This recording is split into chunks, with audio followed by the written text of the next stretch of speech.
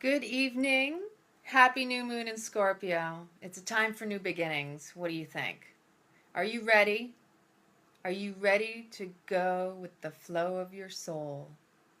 To let go of all the mind chatter, to unravel and unwind the mind. Because ultimately, it's the soul running the show. It's just our resistance that creates the suffering because we want to have control. The mind wants to believe it's running your life, that it has control, it's got your back. It wants you to believe it's going to keep you safe and secure and sound. But the reality is, it's all got to come from the heart. That's when life is on the ease and grace, when you flow and everything feels like, wow, that wasn't so hard. So I have a question.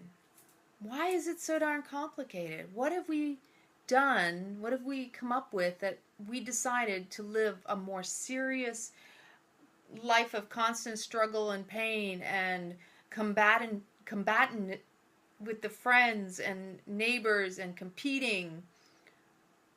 Where are you in your life? Do you find yourself struggling? Do you find yourself too serious? Are you able to literally have fun and kind of regain that childlike nature about yourself, to have a little naivety but not be unaware? We think in this life that life is supposed to be a certain way. It's most of our conditioning and the experiences we've had that have either softened or hardened us in certain aspects of our lives. And the reality is it's not meant to be so darn difficult. We've just made it that way. It's all up in here. Honestly, I had to learn to let go and relax. My life was all about straight and narrow, right and wrong, true or false. I need to be this way, and shouldn't everybody think the way I think? And how come they don't get this? And why don't they understand? Or why don't they see what I'm doing? What is so difficult that what I'm doing isn't obvious to everyone else, that they can't, what's the word? Adhere. Conform is the word. Because that's what's happened, is many of us have conformed to a societal way of living, a cultural way of living, a country, patriotism. We have all these labels for why we've become the way we are. And the reality is, that's not who we are. That's not what we are. And then when we go right deep down into the source, the heart and soul of who we are, we know. Nobody else can tell us. I can't tell you, you can't tell me. In the end, it's an inner knowing. It's a connection to what is.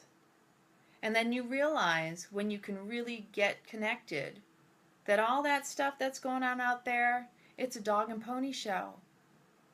And people trying to impose themselves upon other people because of their dissatisfaction and their disconnectedness to themselves, that their hearts and souls are so shut down and cut off from them. It's like the blood supply, the lack of breath, the prana, the life force. I'm sure that many of you walk around and you see people around you, and it's like, oh my gosh, we have a bunch of zombies. People are so disengaged that when they're moving, whether in a car, walking, on their phones, they're so disconnected from their minds, their bodies, and their souls. This is called being ungrounded.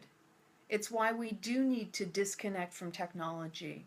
It's why we do need to take our shoes off and walk on the earth to reconnect those energetic connections to nature, to life, to living, to laugh, to dance, to sing, to be creative, to do something that expresses who you are.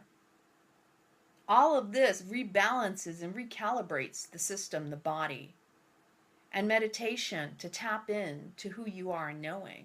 It's an awareness, it's an intuition. Into it I see, into me I see who I am and what I'm all about versus what they tell me I am and what I need to do to conform. To bring it back, it's very simple. I was in the Air Force 10 plus years. Sometimes I tell people that and they're like, whoa, you were in the Air Force? Even funnier is before I went in the Air Force, the amount of people that were shocked that you're going in the Air Force. Because I was all about fashion, and I was a hostess at a restaurant, and I was all about wanting to be a designer and be expressive and creative and be a model and an actress. And I was in the Miss Maine teen pageant, top 10 runners up. I mean, these are things I forget about myself sometimes until I speak about it. And then it was like, whoa, I took on this completely different persona in a 10-year span plus that was not necessarily who I was. But boy, did it give me an experience of my life to really kind of bring me back to who I was to begin with. Because my life became so serious, I was all about the rules. And let me tell you, when you're in a military environment, you conform if you're all about the rules, and you try to impose those rules on other people. And it's no different than our society and having been imposed upon by governments, political systems, just rules and regulations. It's all about, you're supposed to do this. And we even get taxed by it. We get condemned by it. We're even ticketed by it. We're policed in so many ways in order to keep fear in us from really tapping into what the knowing truth is within us. Now let me tell you, do you think our founding fathers, our ancestors are happy where the state of our lives are at this moment, this country, other countries? We're not the only ones going through this. This is a bigger problem. This is about individual people and creating the collective situation we're in. This isn't something just happened overnight. Complacency is alive and well, but so is the propaganda. So the question has to be, can you tap in to where you were when you were a child and recognize the innocence, the truth of who you were then, and look at your life now? Figure out if that is in congruency with what you were as a child. 9 times out of 10, you're going to find your life, when you've reawakened in that passion in your life, you're going to find yourself right where you were when you were a child. I know for me, it was out in nature, connecting with God, with Source, with the universe, my angels, my guides. But I didn't speak about that all my life. That was something personal to me. It wasn't about religion or what I was taught, but some of it I'm sure was influenced. But I always knew that Spirit had me always in my back. And it's not something we admit to ourselves, but if you really just tap in within yourself, you'll notice that it's Source, and you are a part of Source. And when Jesus was saying, I am the Son of God, and so are you, it's all of us. We all came from one source, and we can't be divided or separated unless we allow it. So much of history has taught us the lessons, and they're right there in front of us. War never wins. War is a continuance of imposing people's belief systems and trying to create a control group so that people are in fear. And it's been happening and happening and happening. It's got to stop. And the only way it's going to stop is if we, as a collective, come together as humans, as people, who also want connection and love and aren't in that mode of competition and I want to make sure that I have what I want.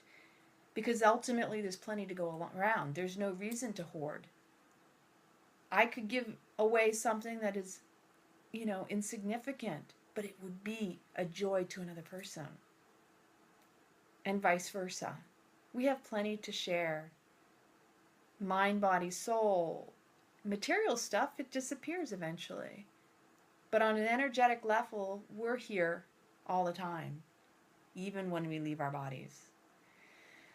So, those who fail to learn from history are doomed to repeat it. And Winston Churchill said that. And he wasn't far from the truth now, was he? Because we're repeating history, and you can look in the media and you can see it. You can't deny it because it's right in your face if you allow yourself to see it. I think it's really sad when we deny one another and when we fail to recognize that loving thy neighbor is what we want for ourselves. If you were the one down and out, wouldn't you want somebody to help you? And this is where we need to come back to ourselves and recognize it's all about love, loving one another. And if you're not able to love another, you need to look at whether or not you can love yourself. Can you trust yourself? Trust is within. It's not going to go without. You will go without if you expect to be able to trust others with beyond trusting yourself first. But everything's going to start with yourself first. Patience, trust, love, appreciation and gratitude, forgiveness. You have to start with yourself first at all times. Then you can extend that to others outside of your awareness, outside of your realm, even those people that you thought you could never forgive. When you're good with yourself, you'll be able to forgive the worst of the worst and see it as just, we're all completing a constant legacy, and everything we're living is a repeat of our past. People in our ancestral line are looking down upon us saying, I really wish the best for them. I wish I could have had the opportunity to have a better life. And they got jaded and they got caught up in the old paradigms and the old way of thinking. They're really overlooking us and hoping the best for us, and that we wake up and live the life they had wished they could have been able to wake up to live and to recognize the truth of their own beings. We have more support than you realize. It may not be visual to you, but again, it really boils down to going within and being able to trust your own heart and soul. Love thyself. Free yourself from the mind and its crazy stories, because it only gets you in trouble and it only creates those emotions, those feelings attached to scenarios you have not healed in your life. Whenever you're triggered or upset, it's because of something from your past that's never been healed fully. If you get mad because someone cut you off in traffic, that's making it personal. It has nothing to do with you. So if you're meant to be somewhere, do something, have something, you're going to arrive there in the perfect time. Try to take yourself out of that perfect, ideal, we call it the perfectionist mentality. It doesn't get you anywhere. It just keeps you back in that struggle. And there's no need to compete with one another. Wish thy neighbor well. And let's seek to make our ancestors proud by healing the legacies of the past and starting anew on this new moon. So set your intentions tonight. Make the rest of this year be the start of a new life completely. Live life in joy, peace, harmony, and love. Many blessings. I love you all. Good night.